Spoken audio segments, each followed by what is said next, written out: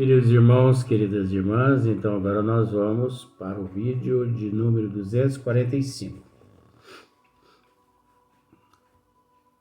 Das manifestações inteligentes, capítulo 3º, né? É um assunto muito gostoso, livro dos médios. Então, agora nós vamos entrar num relato de uma testemunha ocular, na questão número 70. Só que antes, com relação àquilo que nós tratávamos a respeito de intelecto, cultura, conhecimento, tinha muita moral esse ser que eu vou dizer agora. Mas ele não tinha cultura nenhuma, tadinho. Aristides era um médium por excelência. Ele era parente de senhor Mariano,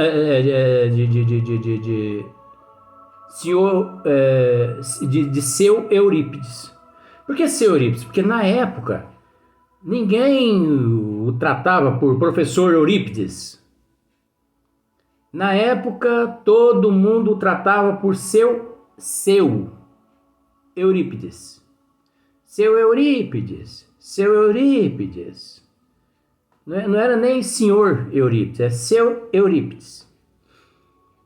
Né? Povo muito humilde. Sacramento tinha, na época, o professor Eurípides nasceu em 1880. Em 1900, Sacramento tinha 4.000 habitantes. Olha só pra você ver como é que é as coisas. 1916 e 1918, aproximadamente, veio a gripe espanhola, matou 2.500 pessoas. Sobrou só 1.500 pessoas. Quanta casa vazia naquela época não existiu lá, né? Coitadinho daquele povo. Tá bom. Mas o foco é Aristides. Aristides, ele era um médium humilde, simples, que era parente de seu Eurípides, mas por parte... Ele era parente, mas só que ele morava na fazenda Santa Maria. Então, ele não sabia escrever o nome dele, tadinho. Aristides, né? E esse Aristides sempre acompanhou o professor Eurípides. Eu não sei porquê, viu? O professor tinha um amor nele. Eita, né? Sem cultura de tudo, o professor tinha... Então, o professor Eurípides, quando ele foi até faz parte do assunto aqui, viu, gente? Quando o professor Eurípides foi até a fazenda Santa Maria e que lá tinha 2 lugares, né? E se eu for contar a história toda, fica 10 vídeos só para isso. Não há necessidade. Então, o professor Eurípides sentou-se neste lugar e ao lado dele sentou um amigo dele que foi com ele até a fazenda Santa Maria, 15, 17 quilômetros de distância de Sacramento. E todo mundo da fazenda estava ali naquele centro espírita, né? Fundado no ano de 1900. Não, acho que foi um pouquinho antes, mas tudo bem. Vamos deixar de lado essa história. Porque eu sei a história, mas vai demorar demais para explicar ela. E Eurípides, não é que ele era um incrédulo, não. Mas punho de ferro. Eurípides era enérgico com amor. Ele passava a mão na cabeça de todo mundo, brincava com todo mundo, mas ele era carne de pescoço. Ele ia até no fundo do fosso, se fosse preciso. Ele passava a mão na cabeça de todo mundo, agradava todo mundo, abraçava todo mundo, tratava todo mundo por igual. Mas na hora de explorar a responsabilidade de todo mundo, ele explorava até os ossos. Sabe por que ele explorava? Porque ele era o primeiro a dar exemplo. Bons exemplos. Então, quando você dá bons exemplos, você pode cobrar. Agora, quando você não dá, é melhor ficar calado. Então ele cobrava. De todos os integrantes, ele cobrava. Porque ele dava bons exemplos. Mas tratava todo mundo com amor, com carinho. Como sempre, né? É assim, a gente convive com ele, sabe como que ele é. E quando ele chegou pela primeira vez ali na fazenda, sabendo ele, o Aristídeos era parente dele, agora eu me esqueço em que grau. Ele sabendo que o Aristídeos não tinha conhecimento de nada, não sabia escrever nem o próprio nome, ele mentalmente, o professor mentalmente, pediu mais ou menos assim: se isso tudo que acontece aqui nesta casa espírita é verdade, eu gostaria que o espírito de João Batista, não, João o Evangelista, se manifestasse através do Aristídeos e me esclarecesse, fazendo uma dissertação a todos aqui presentes a respeito das bem-aventuranças. Eurípides pensou. Ele não foi lá e não pediu para Aristídeos. E nem para tio senhor Mariano. Tio senhor Mariano. Tem um porquê que eu digo esse termo, eu uso esse termo. Tio senhor Mariano. Mas deixa para lá, né?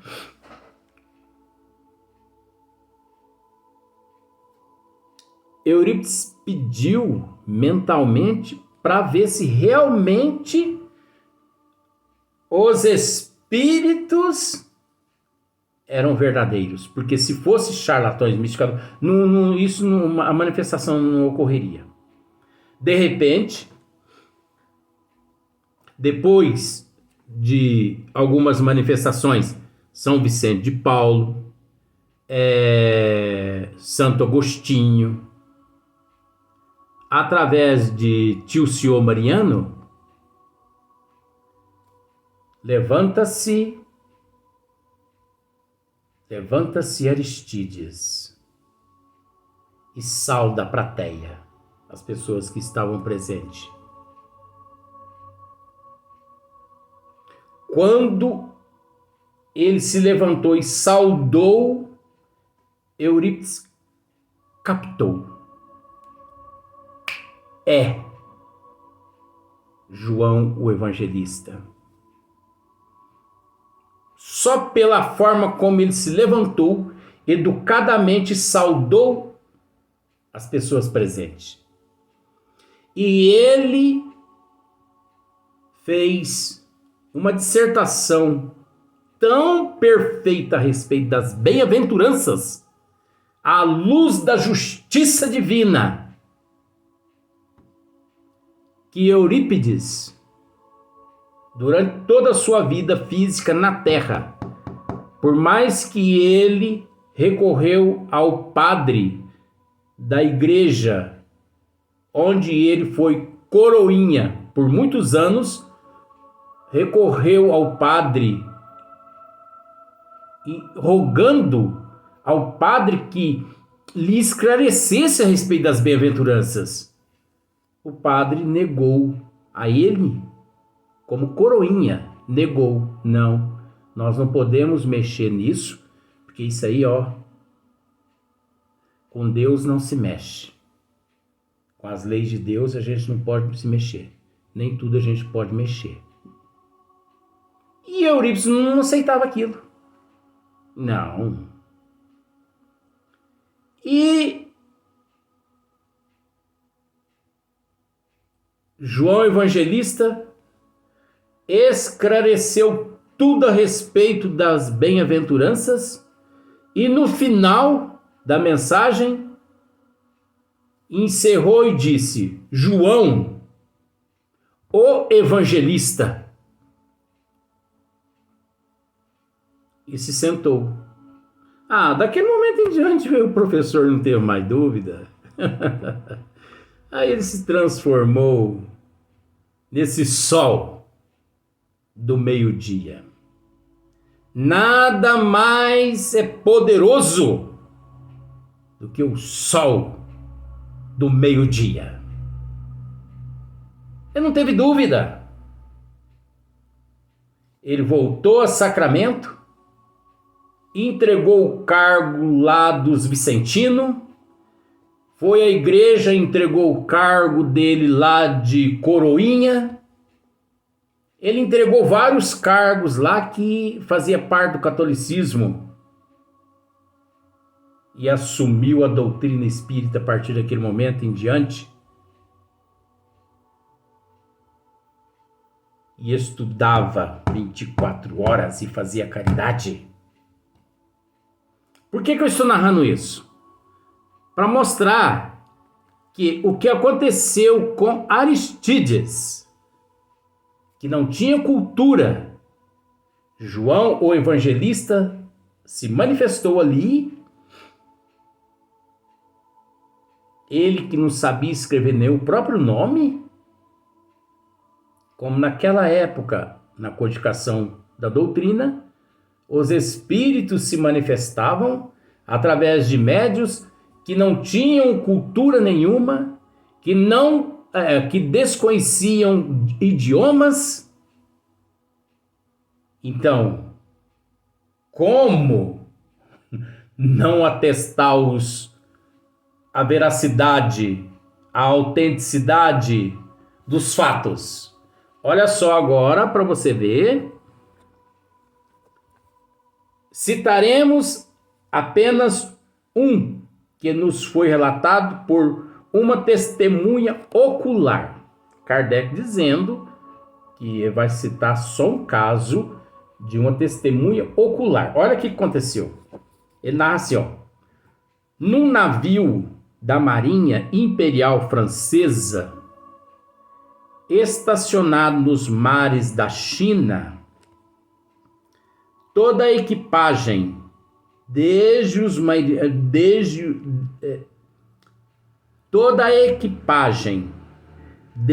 marinheiros até o Estado-Maior, se ocupava em fazer que as mesas falassem.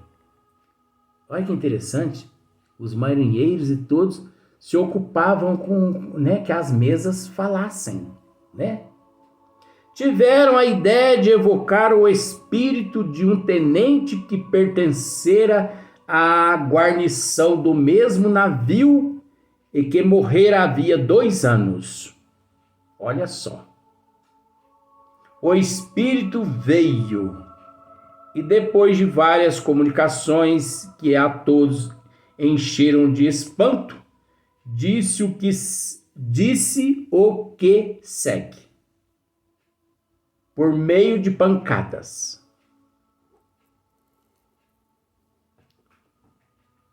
Peço-vos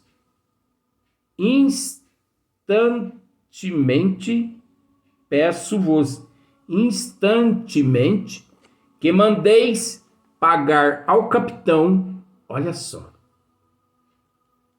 a soma de, não está escrito aqui, mas vamos pensar um dinheiro aqui, só para ficar fácil.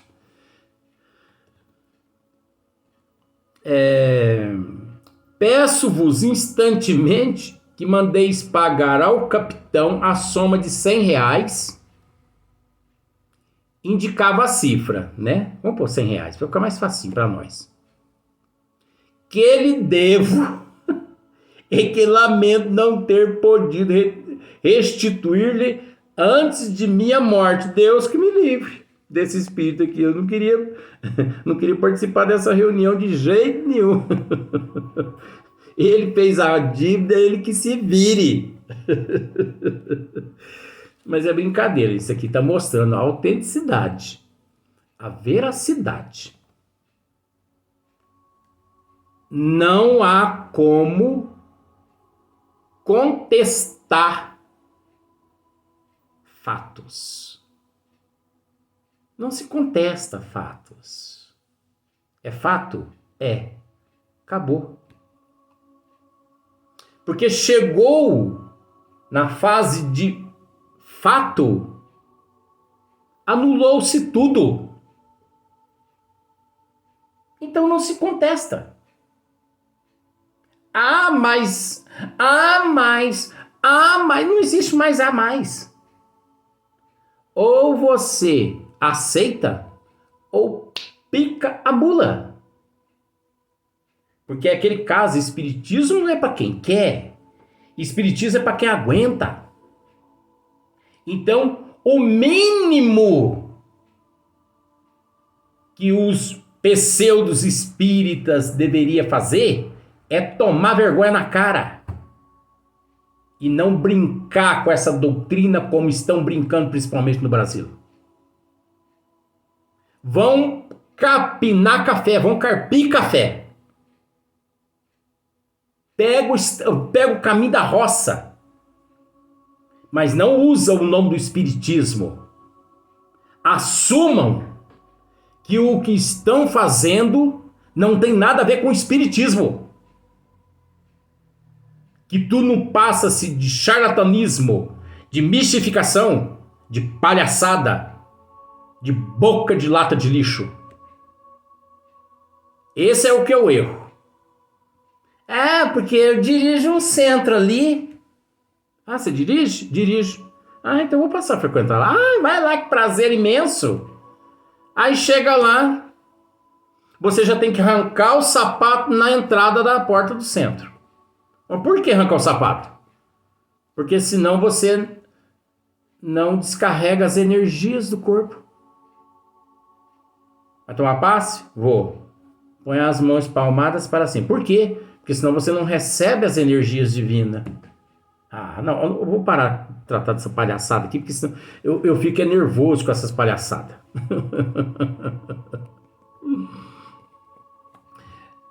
Não ter podido restituir-lhes antes de minha morte. Ele pedindo para que aquelas pessoas ali pagassem o capitão, porque ele não conseguiu restituir o capitão antes dele morrer. Sai fora. Essa é brincadeira. Ninguém conhecia esse fato, porque isso é fato. Porque ele dizia que devia. E foram averiguar e realmente constatou. Então é fato. Agora, se ele disse e ao averiguar não conseguiram constatar, isso não é fato. Aí você pode usar os termos mais, porque não é fato. Fato não se discute. Ninguém conhecia o fato. O próprio capitão esquecera esse débito. Olha só. Aliás, mínimo. Mas, procurando nas suas contas, olha só, o capitão falou assim: eu vou procurar nas minhas contas, né, para ver no meu diário, né, para ver se realmente bate, porque não tá batendo. Eu não me lembro dele ter pegado dinheiro emprestado comigo, ué. Procurando nas suas contas, encontrou uma nota da dívida do tenente de importância exatamente idêntica à que o espírito indicara. Perguntamos: do pensamento de quem podia essa indicação ser o reflexo? Kardec é esperto agora, né? Agora ele pegou para moer mesmo. Perguntamos: do pensamento de quem pode essa indicação ser o reflexo? É lógico que ele está fazendo essa pergunta ao sistema que sempre acreditou que essas comunicações ocultas, inteligentes, podia ser secretada do médium, o médium quem a produzia, o comunicador ali, né, o manifestante, não, eu esqueço, o interrogante. Isso é influência dos pensamentos do interrogante. O sistema quis interferir dessa forma para complicar a cabeça de Kardec, mas Kardec era mais perto que o sistema. Bom, se não é interferência da mente e dos pensamentos do médium, é do interrogante. Bom, se não é do interrogante, é da plateia. Se não é da plateia, então de quem é? Aí é onde Kardec mostra a todo mundo que era dos espíritos manifestantes, né? Aquelas manifestações inteligentes não tinha nada a ver com pensamento, influência, sugestões. Então, nesse caso, Kardec faz essa pergunta. Perguntamos: do pensamento de quem podia essa indicação ser o reflexo? Se os marinheiros nenhum conheciam essa história.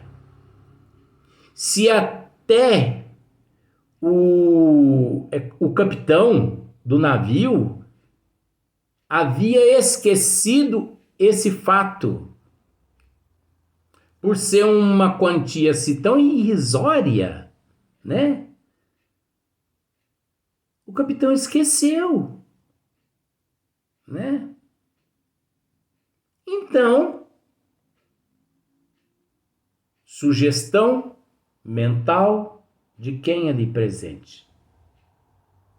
Porque nós temos que entender que é comprovado, isso também é fato, mas é tratado em outros capítulos de outra forma.